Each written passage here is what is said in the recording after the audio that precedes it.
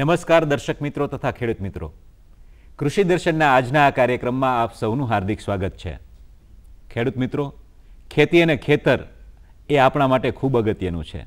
કારણ કે આપણે જાણીએ છીએ કે ખેતરની અંદર ઉગાડવામાં આવેલો પાક એ આપણા જીવનમાં આર્થિક રીતે ઉપાર્જન આપતો હોય છે। જો એ પાક કોઈ વર્ષ નબળો રહે અથવા થાય નહીં તો આપણે આર્થિક સંકળામણમાં આવી જતા હોઈએ છીએ। તો કૃષિ દર્શન કાર્યક્રમ આવી જ જે મુશ્કેલીઓ ખેડૂતોને પડતી હોય છે એનું માર્ગદર્શન પૂરું પાડે છે। આજે અમે વાત કરવાના છીએ ચણા અને તુવેરમાં આવતા રોગો વિશે અને એનું નિયંત્રણ કેમ કરવું,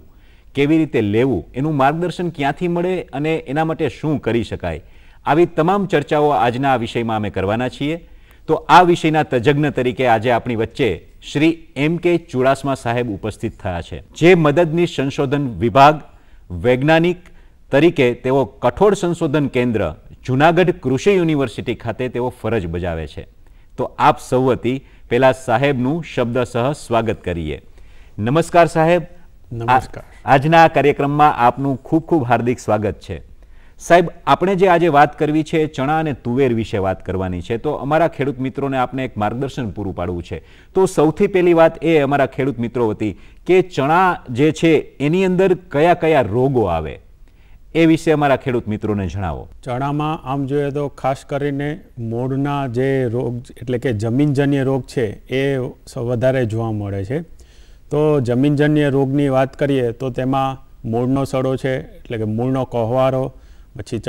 મૂળનો સુકારાનો રોગ અને ચણાનો સ્ટન્ટ વાયરસનો રોગ જોવા મળે છે। હવે તેમાં ચણાનો જે સુકારો છે કે જે સુકારા કે આમ જોઈએ તો શરૂઆતની અવસ્થાએ અથવા તો પાકની પાછલી અવસ્થાએ પણ જોવા મળે છે।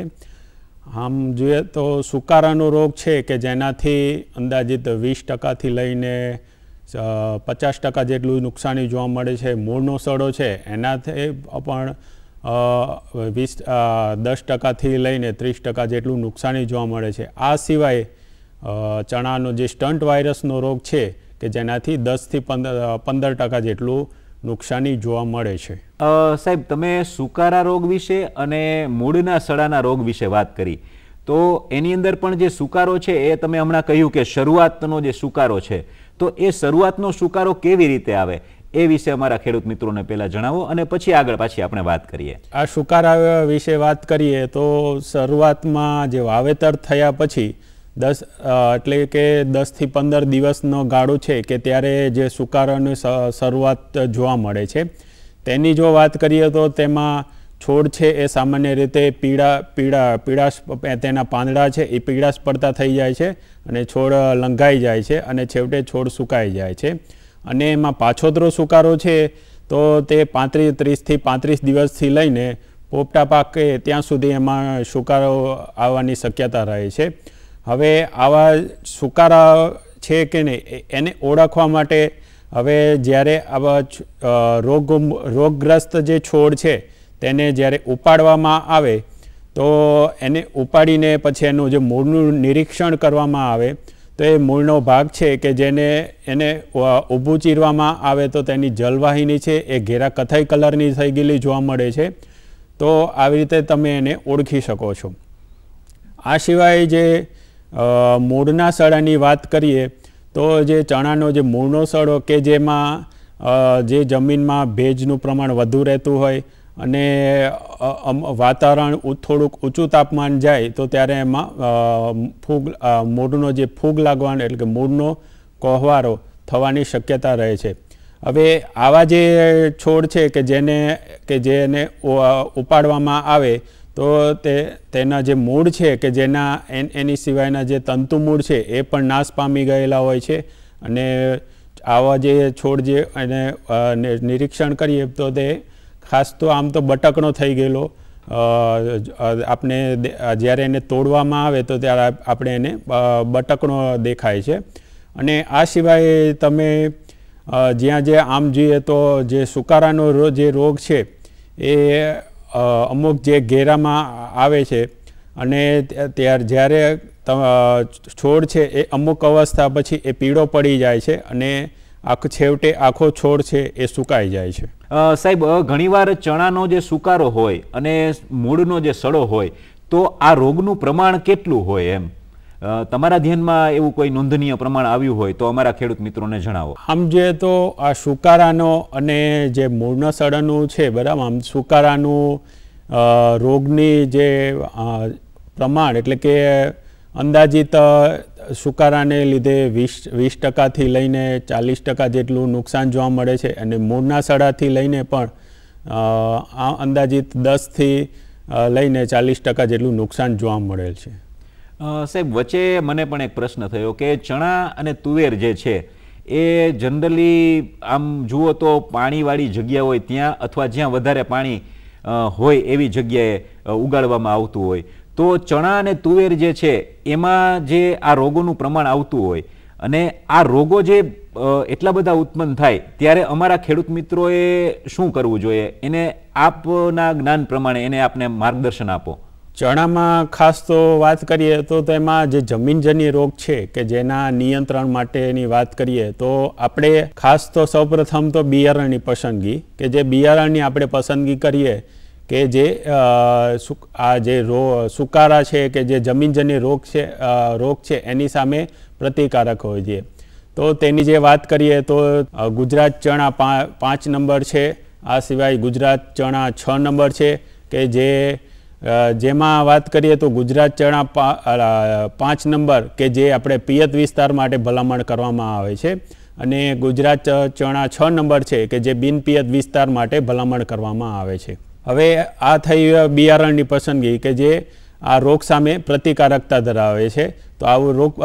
રોગ પ્રતિકારક બિયારણનો વાવેતર કરવામાં આવે તો આની સામે આપણે જમીનજન્ય રોગ છે એની સામે આપણે રક્ષણ મેળવી શકીએ. બીજું કે વાવેતર સમયે એને જ રાસાયણિક દવાનો પટ આપવામાં આવે તો તેમાં આપણી ભલામણ મુજબ જે કે 2 અલગ અલગ દવાનું મિક્સર છે કે જેમાં કાર્બોક્સિન છે અને થાઇરામ કે જે 1:2 પ્રમાણમાં મિક્સર કે જે માર્કેટમાં જે રેડીમિક્સ મિક્સર અવેલેબલ હોય તો એનો પણ ઉપયોગ કરીને આ અથવા તો જે ટ્રાઇકોડર્મા હર્જિયાનમ જે જૈવિક આપણે ઉપયોગ કરીએ તો તેમાં 4 ગ્રામ જેટલો એનું પ્રમાણ રાખી 4 ગ્રામ પ્રતિ 1 કિલો બીજ મુજબ ભેળવીને આપણે વાવેતર કરવું જોઈએ. આપણે રોગ આપણા ખેતરની અંદર કદાચ આવી જાય તો બીજ પણ એટલું અગત્યનું ભાગ ભજવે કે આપણે બીજ એવી રીતે લીધું હોય તો એ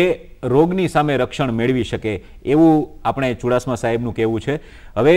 આગળ જોઈએ સાહેબ તો ચણાનો પાક ઘણી વખત અમારા ખેડૂત મિત્રો એવું કહેતા હોય કે આ ત્રાંબા વર્ણો એટલે કે લાલ કલરનો થઈ ગયો છે તો એના માટે અમારા ખેડૂત મિત્રોએ શું કરવું એ વિશે જણાવો. ચણાનો જે આમ જોઈએ તો જે લાલ પાંદડા થઈ જવા એ થોડુંક સામાન્ય એવું કારણ આમ જોઈએ તો છેલ્લા 3-4 વર્ષ થયા આ જે ચણાનું જે પાંદડા ત્રાંબવર્ણ એટલે કે લાલાશ પડતા થવાનું રોગ પ્રમાણ અમુક અંશે વધુ છે. ખાસ તો એમાં તો ચણાનું વાવેતર નો વિસ્તાર પણ થોડો ઘણો અમુક વધ્યો છે. તો એમાં જે લાલાશ પડતા જે પાંદડા છે એ ચણાનો જે સ્ટન્ટ વાયરસનો એટેક આવે બરાબર તો એના કારણે આ લાલાશ જે પાંદડા થઈ જાય છે અને આ જે લાલાશ વાળા જે પાંદડા છે એ ચણાનો કે જે વિષાણુ કે ચણાનો જે સ્ટન્ટ વાયરસ છે કે જેના દ્વારા આ રોગ થાય છે અને સામાન્ય રીતે આ જે રોગ છે કે જે મોલોમસી નામની જે જીવાત છે એના દ્વારા ફેલાય છે. હવે એના જો અમુક સાનુકૂળ પરિબળો વિશે વાત કરીએ કે જે અમુક જે ખેતરમાં કે જ્યાં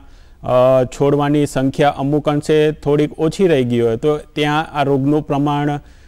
થોડું ઘણું વધારે જોવા મળે છે. બીજું કે હજી ઠંડીનો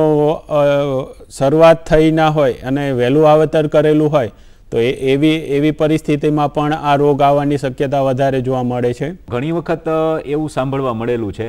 કે આપણે 4 દિવસ સુધી ખૂબ તડકો હોય પછી અચાનક ઝાકળ આવે તો એ જે ઝાકળ આવે ને ભેજનું પ્રમાણ વધે તો આ રોગમાં વધારો થાય કે ઘટાડો થાય? આમ જોઈએ તો આ ભેજ છે અને ઝાકળ એ ખાસ તો જે કે અમુક જે જીવાતનું પ્રમાણ વધે તો એના કારણે તો આ રોગ આવવાની શક્યતા બહુ ઓછી રહે છે. આમ ખાસ તો આ જે પણ પાક છે બરાબર ચણાને કે જેમાં ઠંડીનું પ્રમાણ વધારે રહે છે એ તો આ જે અમુક જે જીવાતનું છે એ મહદઅંશે પ્રમાણ પણ ઓછું જોવા મળે છે.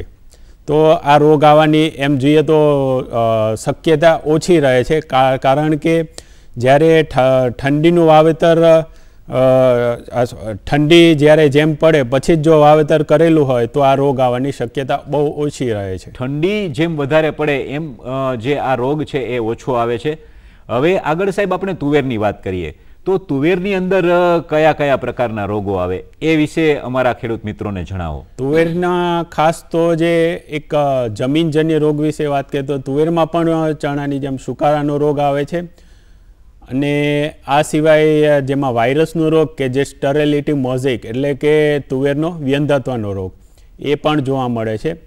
તો ખેડૂત મિત્રોને ખાસ એ કહેવાનું થાય છે કે આપણા વિસ્તારમાં અમુક તો જે આ તુવેરમાં જે સુકારાનો રોગ છે એ અમુક વિસ્તાર પૂરતો જ અમુક જોવા મળે છે, પણ અમારી પાસે ઘણા એવા પ્રશ્નો આવે છે કે જે તેમાં જે તુવેર છે કે જેના વ્યંધત્વના રોગ વિશે ખેડૂત છે એ ઘણા અજાણ છે, કે જેના લીધે ખેડૂત છે એને ઘણી નુકસાની પણ વેઠવી પડે છે. તો આજે તુવેર છે એનો વ્યંધત્વના રોગમાં વાત કરીએ તો જ્યારે તમે અવારનવાર તમારા ખેતરનું નિરીક્ષણ કરતા હોય એ વખતે તમને કોઈ પણ જે છોડ છે એ સામાન્ય જો તંદુરસ્ત છોડ હોય એની સરખામણીમાં કોઈ થોડોક અજાણતો દેખાય, અથવા તો આમ જોઈએ તો આ જે વ્યંધત્વવાળો જે છોડ છે એમાં શરૂઆતમાં જ એટલે કે દોઢ મહિનાનો 45-50 દિવસનો જે છોડ થયો છે તો એમાં જે તંદુરસ્ત છોડની સરખામણીમાં એના જે પાંદડા છે એ સામાન્ય રીતે થોડાક એવા પોપટી કલરના થઈ ગયેલા હોય છે, અને એનો એટલે આમ જો ખેડૂત જ્યારે અવારનવાર નિરીક્ષણ કરતા હોય ત્યારે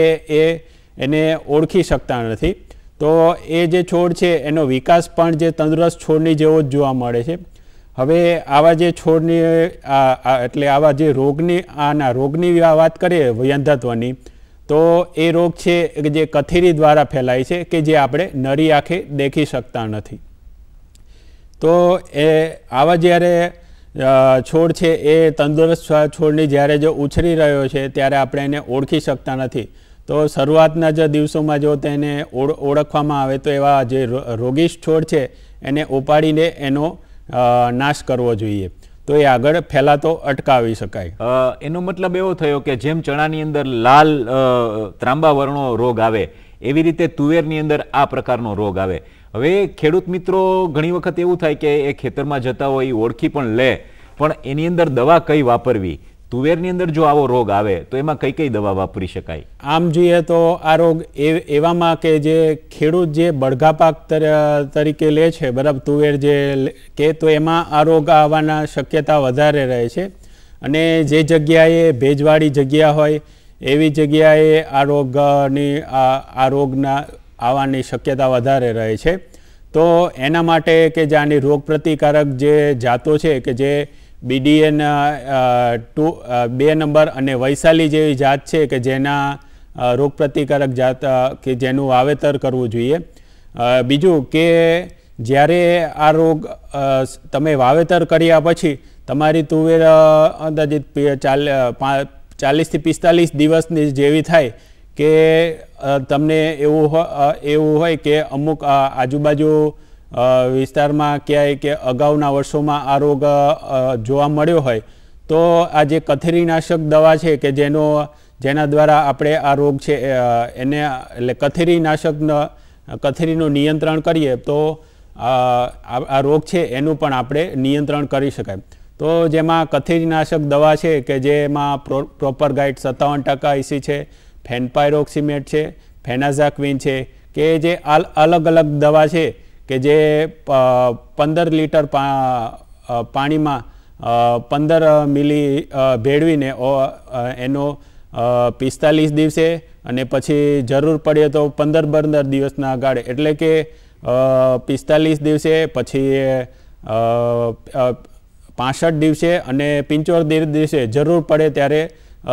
એનો છંટકાવ કરવાથી આપણે આ જે કથરી છે એનો સંપૂર્ણપણે નાશ કરી દઈએ તો આપણે આ રોગથી સંપૂર્ણ મુક્તિ મેળવી શકીએ છીએ. સાહેબ, ઘણી વખત એવું થાય, આપણો આજનો જે વિષય છે એ ચણા અને તુવેર વિશે વાત કરીએ છીએ, એની અંદર આવતા રોગો વિશે વાત કરીએ છીએ, ત્યારે આપણે ટૂંકમાં કેવું હોય તો ચણાના પાકની અંદર જ્યારે રોગ આવે ત્યારે કઈ દવા વાપરવી અને તુવેરમાં કઈ દવા વાપરવી એ અમારા ખેડૂત મિત્રોને જણાવો. ચણામાં આમ જોઈએ તો ખાસ તો જે જમીનજન્ય જે ફૂગ છે કે જેનાથી જ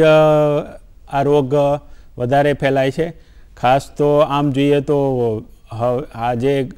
ગુજરાત ચણા જે 3 નંબર જે વાવતા જે ખેડૂતો છે કે જે 3 નંબરનો જે ચણા છે કે જેમાં આ બીજા 5 નંબર અને 6 નંબરની સરખામણીમાં વધારે આ સુકારાનો અને સ્ટન્ટ વાયરસ છે કે જેનો ઉપદ્રવ આવવાની શક્યતા બહુ વધારે રહે છે. તો ખાસ તો જે 5 નંબર જે ચણા છે અને 6 નંબર જે ચણા છે કે જેમાં આ રોગ પ્રતિકારકતા ધરાવે છે, તો ખેડૂત મિત્રો છે કે જે 5 નંબર અને 6 નંબર જે ચણા છે કે જે એટલે એમાં ખાસ તો જે પિયત વિસ્તાર માટે ચણા ગુજરાત ચણા 5 નંબર અને બિનપિયત વિસ્તાર માટે ગુજરાત ચણા 6 નંબર કે જે ઘેડ વિસ્તાર છે કે ત્યાં આપણે વાવવાની ભલામણ છે. અને ખાસ તો જે ચણા જે છે તેમાં વાવતી વખતે એને બિયારણને ફૂગનાશકનો પટ આપવામાં આવે તો તેમાં કાર્બેન્ડેઝિમ 50% વેટેબલ પાવડર અથવા તો જે કાર્બોક્સિન પ્લસ થાઇરમનું જે મિક્સર છે કે જેનું અંદાજિત 2 થી 3 ગ્રામ પ્રતિ 1 કિલોગ્રામ જેટલું પ્રમાણ રાખીને વાવેતર કરવો જોઈએ. તુવેરમાં જે જમીનજન્ય રોગ એટલે કે જે એના સુકારાની વાત કરીએ તો એના નિયંત્રણ માટે કે ઉનાળામાં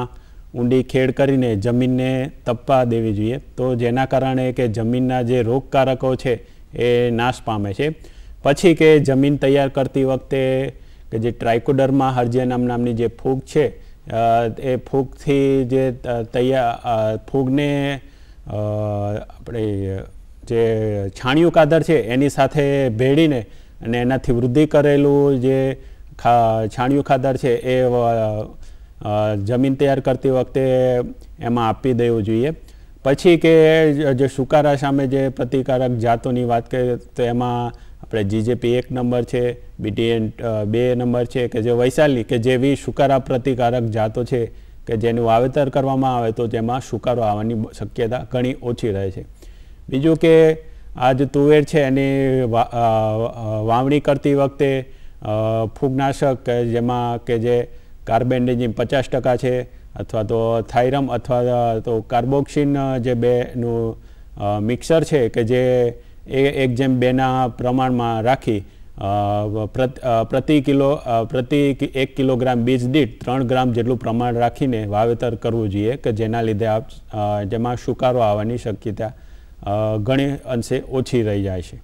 બીજી વાત સાહેબ, આપણે દવાની જ્યારે વાત કરીએ છીએ ત્યારે કે ઘણા ખેડૂત મિત્રો અમારા કોઠાસૂઝ ધરાવતા હોય છે, પોતાના જ્ઞાન આધારિત ઘણી વખત દવાઓ વધારે પ્રમાણમાં અથવા ઓછા પ્રમાણમાં પાકની અંદર આપી દેતા હોય છે,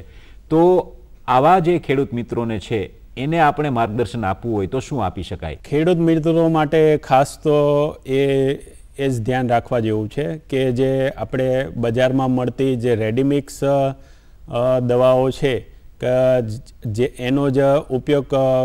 કરવો જોઈએ. ખેડૂતે પોતાની રીતે 2 કે 3 અલગ અલગ દવાનું ભેળવીને એનું મિક્સ કરીને એટલે કે ભેગી કરે તો એના કારણે અમુક રિએક્શન પણ આવવાની શક્યતા રહે છે. તો જે બજારમાં જે ઉપલબ્ધ હોય કે રેડીમિક્સ કે જે 2 અલગ અલગ દવાનું મિક્સર તો એનો જે ઉપયોગ કરીને વાવેતર કરવું જોઈએ. અને અલગ અલગ જે દવાઓ છે તો એના અને જે આપણે જે કૃષિ યુનિવર્સિટી છે, જુનાગઢ કૃષિ યુનિવર્સિટી કે અન્ય આપણે જે કૃષિ યુનિવર્સિટી હોય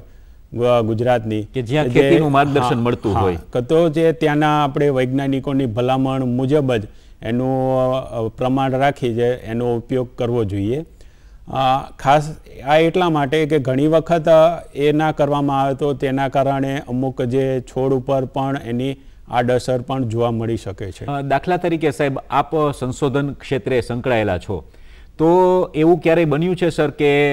કોઈ ખેડૂત મિત્ર પોતાના ખેતરનો છોડ લઈ આવી અને આવો રોગ થયો છે એવું તમને બતાવવા આવે ત્યારે તમે એને શું માર્ગદર્શન આપો? એવું જો આપના ખ્યાલમાં આવ્યું હોય તો એક ઉદાહરણ રૂપે અમારા ખેડૂત મિત્રોને જણાવો, જેનાથી અમારા ખેડૂત મિત્રો તમે જે માર્ગદર્શન આપો છો એ પ્રમાણે અનુસરે. આમ જોઈએ તો આવા પ્રશ્ન બહુ ઓછા મળે છે, પણ ખાસ તો જે ખેડૂત મિત્રોના જે પ્રશ્ન આવ્યા હોય કે જેમાં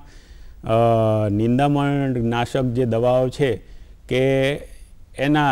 આમ ઉદાહરણ તરીકે કોઈ પણ ખેડૂત મિત્રો છે કે નિંદામણ નાશક દવાનો છંટકાવ કર્યો હોય તો એ પંપ છે એ દવાનો પંપ છે એ બરાબર સાફ ના કર્યો હોય તો એના કારણે જે પછી જ્યારે એ ફૂગનાશક દવાનો ઉપયોગ એ જ પંપનો છંટકાવ તરીકે ઉપયોગ કરીએ તો આ જે પાછલી જે નિંદામણનાશક દવા છે એના અમુક રેસિડ્યુ રહી ગયા હોય તો એના કારણે જે ફરીથી જ્યારે એનો સ્પ્રે કરવામાં આવે જે બરાબર જો એને સાફ ના કરેલો હોય તો એવા પાકમાં પણ એની અસર જોવા મળે છે. બીજું કે અમુક એવા પણ બને કે જેમાં જે આપણી ભલામણ કરતાં અમુક જે ફૂગનાશક છે કે જેનો થોડો અમુક વધારે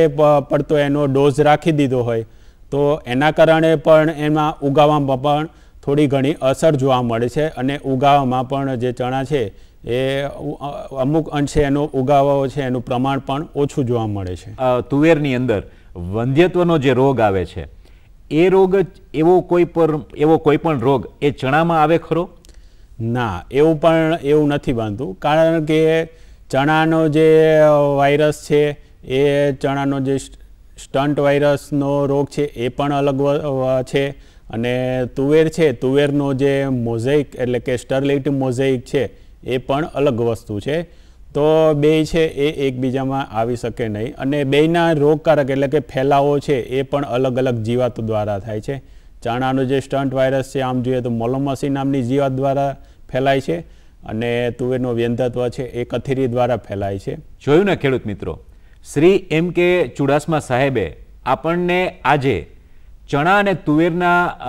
વિશે કે એમાં આવતા રોગો વિશે અને એનું નિયંત્રણ કેમ કરવું એ વિશે ખૂબ જ સરસ માર્ગદર્શન પૂરું પાડ્યું.